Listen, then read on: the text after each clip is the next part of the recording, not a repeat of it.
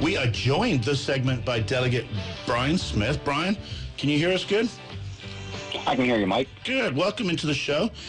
Give us a little background of where you're from, where your district is, what you did for a living, or what you do for a living, and why you ran for delegate to start with. Well, I'm from Taylor County. It's the 73rd District, and I work for WVU Hospital, Ruby Memorial, and prior to that, I worked with the Army's Medical Department for right around 10 years until I was ran over and had a broken neck, about 10 years recovering. And then through all that, I ended up getting involved with local issues in Taylor County, working to promote tourism and recreation, working with the homeless shelter and food pantries. And so I was encouraged to by people throughout Taylor County to run for the open seat. And you skipped over one glaring fact there. You got run over, you broke your neck, and then you lost.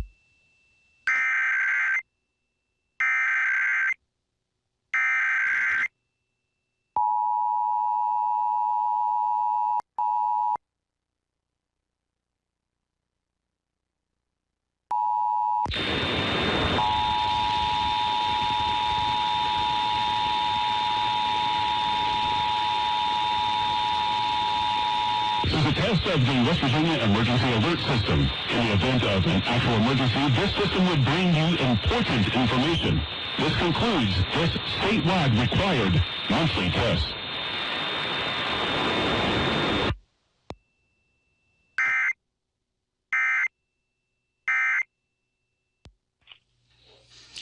Bryan, can you still hear us? You still there?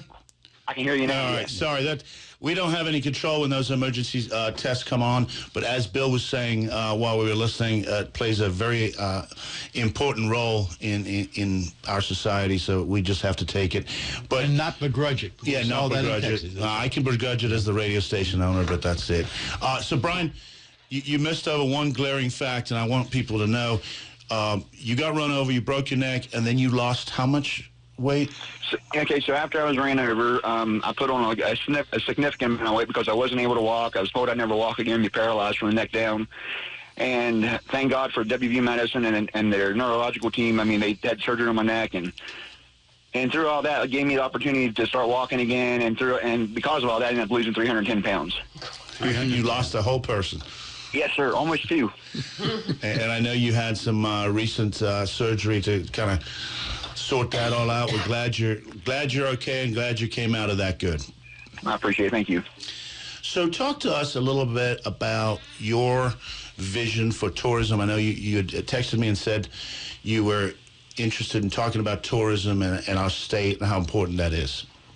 It is. I believe West Virginia is a hidden gem, in the United States. For years, our state has been made fun of. We've been put down, because of our they call it our backwood ways, I guess.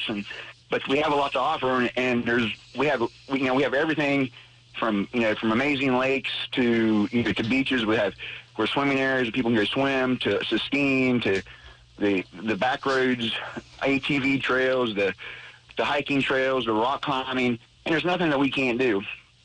And I believe that if we all work together and really embrace the fact that West Virginia is, we can build an entire economy around tourism and recreation, and we've been doing a really good job, and more people are starting to recognize this, and I believe that that could be a wonderful future. There's no reason we couldn't be America's playground.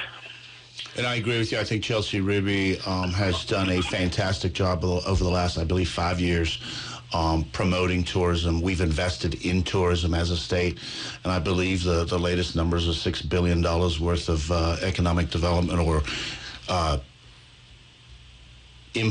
economic impact to West Virginia from tourism has been amazing. Bill? Yeah, Bryan, thanks for joining us today. I'm looking at your bio, and I see one of the bills you sponsored was a comprehensive approach to homelessness, and I'm picking up on the word comprehensive. What do you mean? How can we do a comprehensive approach to homelessness? What does that mean? Well, yeah, when I was director of a food pantry, we had a lot of homeless folks come through our shelter or come to get food and things like that. And then when I started working out at Ruby Memorial Hospital, in the emergency department, one thing I noticed is that people would come in who were homeless, and they would come in and say, hey, I want to get clean, and I really want to get my life back in order, but, so they get put in, into a facility, and then after a few days, they check themselves back out again. And, both federally and state, we spend millions of dollars, giving money to nonprofits, who really aren't, they're doing good things, but they're not really approaching, in my opinion, approaching things the way they should. I believe the comprehensive approach, we need to find a way to get these people the mental help they need, the physical help they need, the emotional support, give them an opportunity to rebuild their lives back. And while they're in these shelters, teach them how to manage their money, teach them how to, learn a new trade, back on their feet, work with the universities, the tech schools, and things like that to really, raise them up. And instead of just giving them a hand out, give them a hand up. Well, that's commendable, and I think we all agree with that, but that is really quite a shopping list. Do you have anything more specific, more directed that is doable?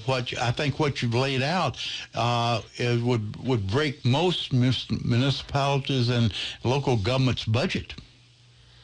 It is, and one way you could do it is work with WVU Medicine, WVU University, Marshall University, and like I said, other trade schools, and come up with the programs. And you turn, for example, here at WVU Medicine, we have the Center for Hope and Healing, and can advance the different services that they have there, and begin to, when people check in, give them the option. Hey, you stay here. We can work with you, get you a better education, and help you learn how to manage your money and things like that as well. And use some of the funding they get for those kind of programs to really expand on it. The services. I think you're right, Bryan. I think that you can help the people that want to get help. Right? How do you help the people that? And we've talked to Pastor Steve Garina from our rescue mission. How do you help the people that don't want the help? That's a difficult question. I guess, there's a couple ways you can do it. Continue, be able to, give them the food they need, and work with them as best they can to make sure that, wherever they go, decide to, to set up wherever they're staying at. Make sure they tell them, hey, pick up your trash or leave, and don't leave, your bodily fluids or fecal matter all over the ground, and especially when you're in parks and things where people walk or along trails, and work with them and continue to encourage them to get back on their feet and just try to be a light in their life instead of always looking down on them and begrudging them and telling them, hey, you're worthless, when really they're not. A lot of these people just made bad mistakes when they were younger and got hooked, whether drugs, alcohol, or had a bad childhood growing up and don't know how to handle situations, so they'd rather just be kind of left alone. But at the same time, they're kind of it's a growing issue. Mm-hmm. Maria? So, talk a little bit, Bryan, about the specific tourism opportunities within your area. Grafton is where you're from originally, or where you live now.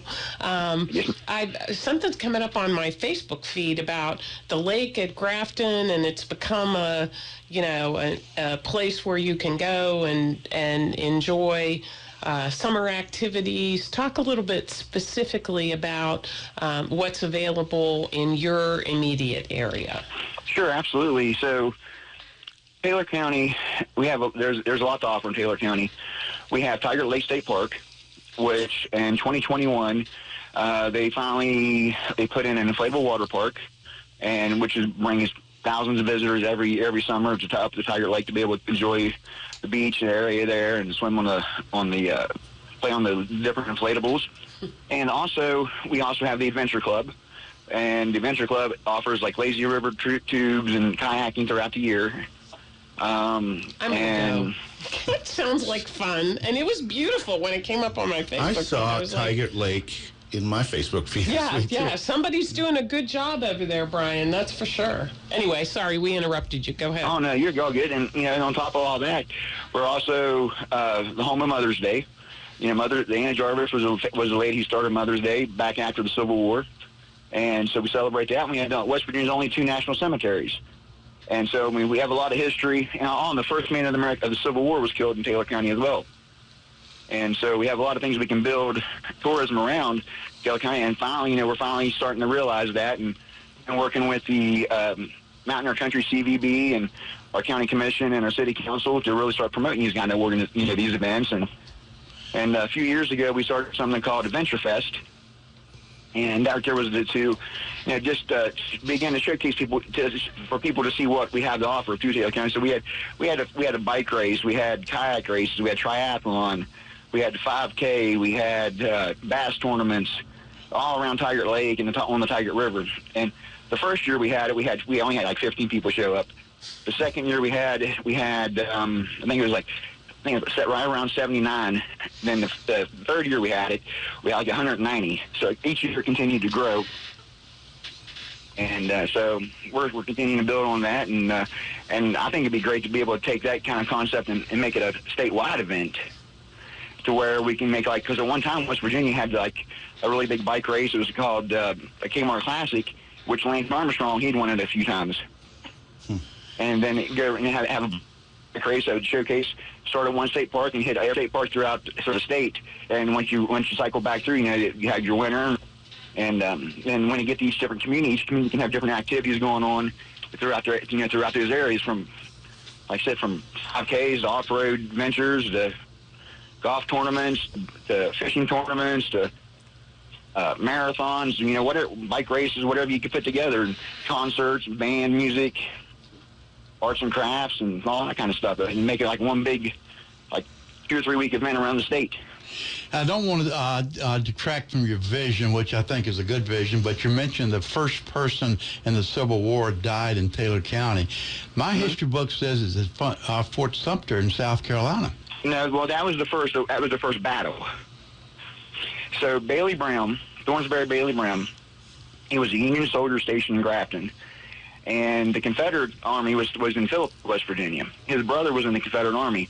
So he left Grafton to go visit his brother in Philippi. And this was prior to Fort Sumter. And on his way back, while he was there, he got drunk and ended up putting on a Confederate uniform so he wouldn't get shot in a Union uniform. And he forgot to take his Confederate uniform off when he was coming back into Grafton, and he ended up getting shot by his own men.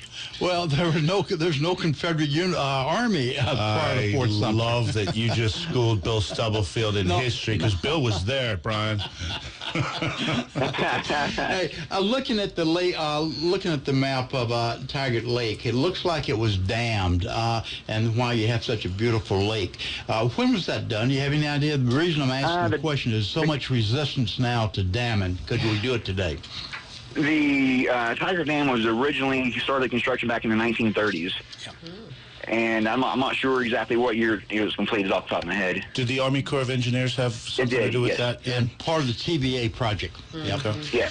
It seems to me like that was a prevalent part of our state back in the early 30s. I don't know the history, but it seems like the Army Corps of Engineers did most of the damming. Why do we not do that anymore, Bill? Why is it so unpopular that we're not putting dams in? A couple of reasons. It's impacting the ecosystem. Also, the big thing is the pushback from the local landowners, because dams such as Tigert Lake really took a lot of land from the surrounding community. But with our flooding issues within West Virginia, isn't damming the fix to that? Am I? No, a lot of places are doing just the opposite. They're going in and taking out a lot of these earthen dams. Okay. Bryan? I say that's one reason Tiger Dam was built, was to control flooding along the Tigert River and down through Pittsburgh, on with the Ohio River, or not the Ohio, the Ohio River plus the Allegheny and the Mon River. Yeah, okay. And the dam here, the Tiger Lake, it's the largest dam east of the Mississippi. I did not know that. We're just learning all kinds of things today. We really appreciate that. East of the Mississippi, excuse me. There's some huge dams in Tennessee and in Kentucky. So. Yeah, there are, but according to the Army Corps of Engineers, Tigert Dam is the largest dam east of the Mississippi River. Excellent. Bryan, is there anything you want to add to the conversation before we let you go? I just think that West Virginia as a whole, we're a bright spot, and we have a lot to offer, and it's time that we change West Virginia's perception to the world and let's begin to showcase what we have. Well, I appreciate your time today. Thank you so much for coming on, and I look forward to seeing you at Interims. All right, I'll be there. Look forward to seeing you guys as well. Thank you for having me. I appreciate it. Thanks, Bryan. Thanks, Appreciate it. Thank you, Bryan.